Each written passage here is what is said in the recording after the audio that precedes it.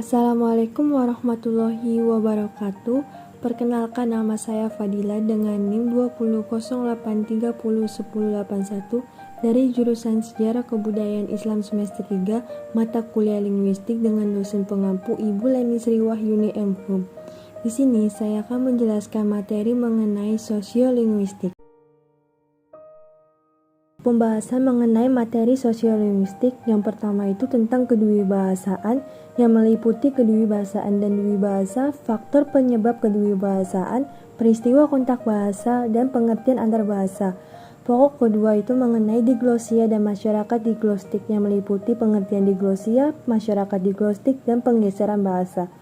Pokok ketiga itu mengenai interferensi dan integrasi yang meliputi pengertian dan perbedaan interferensi dan integrasi. Sedangkan pokok pembahasan yang terakhir itu mengenai penggunaan bahasa dari segi penutur dan golongannya. Sebelum kita memasuki pokok dari pembahasan materi, mari kita mengetahui terlebih dahulu apa sih pengertian dari sosiolinguistik. Jadi, sosiolinguistik merupakan salah satu cabang linguistik yang mengkaji terkait variasi bahasa yang terdapat dalam masyarakat. Sehingga komponennya itu tidak lepas dari struktur ilmu bahasa dan sosial yang ada di dalam masyarakat. Tujuan mempelajari sosiolinguistik itu agar kita dapat memahami lebih jauh tentang pemakaian bahasa, keanekaragaman bahasa, sikap berbahasa, dan tingkat sosial pemakaian bahasa, serta loyalitas keutuhan berbahasa.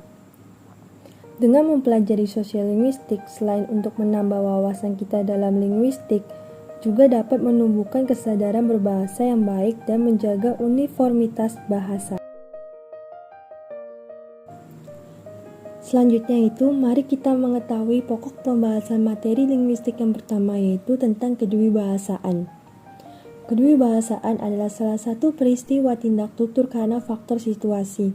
Kedewibahasaan juga merupakan penggunaan dua bahasa dalam masyarakat. Faktor kedewibahasaan. Peristiwa munculnya kedewibahasaan itu disebabkan oleh beberapa faktor, diantaranya itu didorong oleh faktor sosiologis, psikologis, individu, dan pentagogis, dan lain sebagainya. Di slide selanjutnya itu ada contoh faktor munculnya kedewibahasaan. Yang pertama itu ada faktor individu.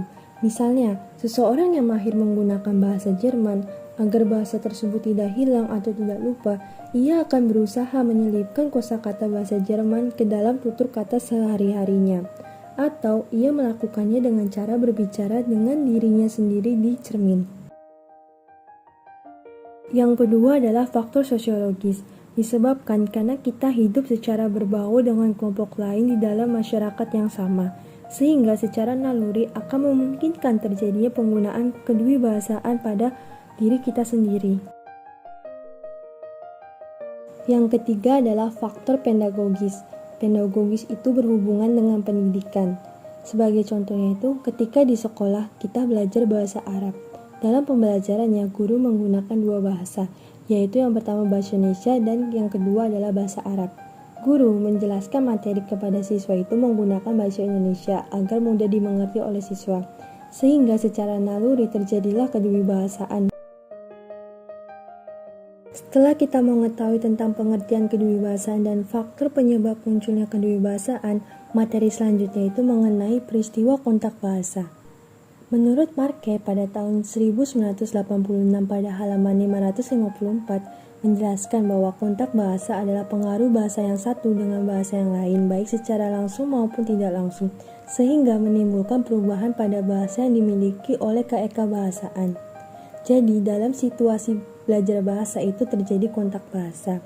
Proses pemulihan bahasa kedua itu disebut pendewibahasaan, dan orang yang belajar bahasa kedua itu disebut kedewibahasaan. Itu menurut Dibord dalam Himers tahun 1964, halaman 496. Jadi, kontak bahasa itu terjadi pada situasi konteks sosial, yaitu situasi orang ketika ingin belajar dua bahasa di dalam masyarakat. Slide selanjutnya itu mengenai pengertian antar bahasa. Di sini ada dua topik pembahasan. Yang pertama itu tentang coordinate bilingualism, yaitu merupakan bentuk yang terjadi manakala kedua bahasa yang dikuasai adalah berbeda, karena jarang diganti pemakaiannya. Yang kedua itu tentang compound bilingualism, yaitu terbentuk apabila seseorang mempelajari dua bahasa di dalam kondisi yang sama. Selanjutnya itu ada diglosia dan masyarakat diglostik. Diglosia yaitu peristiwa tindak futur yang terjadi dua variasi dari satu bahasa yang hidup berdampingan di dalam masyarakat dan mempunyai fungsi tertentu. Masyarakat yang terlibat dalam proses diglosia itu disebut masyarakat diglostik. Selanjutnya itu ada penggeseran bahasa. Penggeseran bahasa itu terjadi apabila suatu kelompok penutur berpindah tempat sehingga menyesuaikan diri pada tempat di mana ia pindah.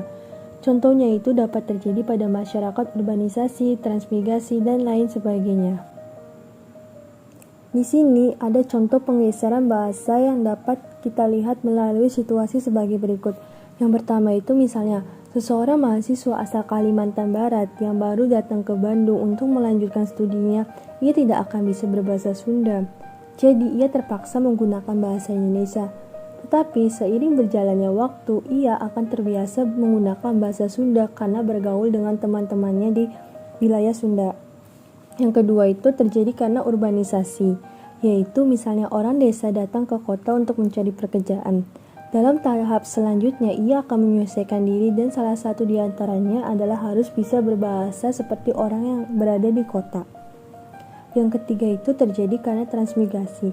Misalnya, orang Jawa pindah ke Bengkulu. Untuk lancar komunikasinya orang Jawa di Bengkulu, maka ia harus belajar bahasa di Bengkulu. Itu menurut Al-Wasiyah pada tahun 1985, halaman 133 dan 134. Slide selanjutnya itu ada pokok ketiga pembahasan sosiolinguistik mengenai interferensi dan integrasi. Interferensi itu berarti saling mempengaruhi antar bahasa.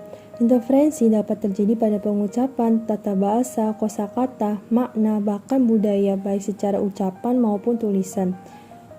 Contohnya pada pengucapan, misalnya kosakata huruf F dalam bahasa Indonesia akan berbeda pelafalannya jika dalam bahasa Jawa, yaitu misalnya huruf F menjadi huruf P. Sebagai contoh, kata fadilah akan menjadi padila jika dilafalkan oleh orang Jawa. Sedangkan integrasi itu terjadi apabila unsur serapan dari suatu bahasa dapat menyesuaikan diri dengan sistem bahasa yang diserapnya. Contohnya itu penyerapan bahasa Inggris ke dalam bahasa Indonesia. Misalnya, kata kelas ke dalam bahasa Indonesia menjadi kelas. Kata communication ke dalam bahasa Indonesia menjadi komunikasi. Kata dokter diserap ke dalam bahasa Indonesia menjadi dokter. Materi selanjutnya itu mengenai penggunaan variasi bahasa dari segi penutur itu dibagi menjadi 8. Yang pertama itu variasi bahasa idiolek, yang kedua itu variasi bahasa dialek, yang ketiga itu variasi bahasa kronolog, yang keempat itu variasi bahasa sosiolek, yang kelima itu variasi bahasa berdasarkan usia, yang keenam variasi bahasa berdasarkan pendidikan, yang ketujuh itu variasi bahasa berdasarkan seks, yang kedelapan itu variasi bahasa kebangsawanan. Di slide ini, saya akan menjelaskan secara ringkas mengenai penggunaan variasi bahasa dari segi penutur. Yang pertama itu ada variasi bahasa dialek, yaitu variasi bahasa dari sekelompok penutur yang jumlahnya relatif yang berada di suatu tempat atau area tertentu. Contohnya itu variasi bahasa Jawa dialek Banyumas, Pekalongan, Semarang, atau Surabaya. Bidang bahasa yang mempelajari ini disebut dialektologi. Yang kedua itu variasi bahasa idiolek, merupakan variasi bahasa perseorangan. Idiolek ini berkenaan dengan warna suara, pemilihan kata, gaya bahasa, susunan kalimat, dan yang paling dominan adalah warna suara. Yang ketiga itu variasi bahasa kronolog atau dialek temporal, yaitu variasi bahasa yang digunakan sekelompok orang pada masa tertentu. Contohnya itu variasi bahasa Indonesia pada tahun 1930 atau variasi bahasa Indonesia pada saat ini. Yang keempat itu ada variasi bahasa sosiolek, yaitu variasi bahasa yang berkenaan dengan status, golongan, kelas sosial para penuturnya. Dalam sosiolinguistik, variasi bahasa inilah yang paling menyangkut semua masalah pribadi penuturnya, seperti pendidikan, usia, keadaan status sosialnya, seks, dan lain sebagainya. Nomor selanjutnya itu variasi bahasa berdasarkan usia merupakan variasi bahasa yang digunakan berdasarkan tingkat usia. Sebagaimana contohnya itu misalnya variasi bahasa anak-anak akan sangat berbeda dengan variasi bahasa remaja atau orang dewasa. Yang keenam itu variasi bahasa berdasarkan pendidikan merupakan variasi bahasa yang terkait tingkat pendidikan pengguna bahasa tersebut. Misalnya, orang yang hanya memperoleh pendidikan sekolah dasar akan sangat berbeda variasi bahasanya dengan orang yang lulus sekolah perguruan tinggi. Yang ketujuh itu variasi bahasa berdasarkan seks merupakan variasi bahasa yang terkait berdasarkan jenis kelamin, misalnya perempuan dan laki-laki. Sebagai contohnya itu, variasi bahasa yang digunakan ibu-ibu akan berbeda dengan variasi bahasa yang digunakan oleh bapak-bapak. Yang ke-8 itu variasi bahasa berdasarkan kebangsawanan merupakan variasi bahasa berdasarkan tingkat dan kedudukan dalam masyarakat. Contohnya itu adanya perbedaan penggunaan kata oleh raja atau keturunan raja dengan masyarakat biasa dalam bidang kosakata. Misalnya itu kosakata mati digunakan untuk masyarakat, sedangkan kosakata wafat digunakan untuk golongan raja atau keturunan raja. Materi terakhir kali ini mengenai variasi bahasa berdasarkan golongan status para penuturnya itu dibagi menjadi 5. Yang pertama itu akrolek, yaitu variasi sosial yang dianggap lebih tinggi atau lebih bergengsi dari variasi sosial lainnya. Yang kedua itu basilek, yaitu variasi bahasa yang dianggap kurang bergengsi atau bahkan dipandang rendah. Yang ketiga vulgar, yaitu pemakaian bahasa yang kurang terpelajar atau dari kalangan yang tidak berpendidikan. Yang keempat itu slang, yaitu variasi sosial yang bersifat khusus dan rahasia. Yang kelima itu kolokikal, itu digunakan dalam percakapan sehari-hari yang cenderung menyingkat kata karena bukan merupakan bahasa tulis, misalnya itu dok atau dokter, prof atau profesor. Mungkin sekian dari saya mengenai pembahasan materi tentang sosiolinguistik. Kurang lebihnya mohon maaf. Terima kasih.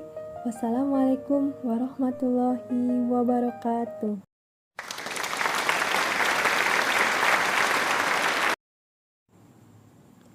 Selanjutnya itu ada penggeseran bahasa. Penggeseran bahasa itu terjadi apabila suatu kelompok penutur berpindah tempat sehingga menyesuaikan diri pada tempat di mana ia pindah. Contohnya itu dapat terjadi pada masyarakat urbanisasi, transmigrasi, dan lain sebagainya.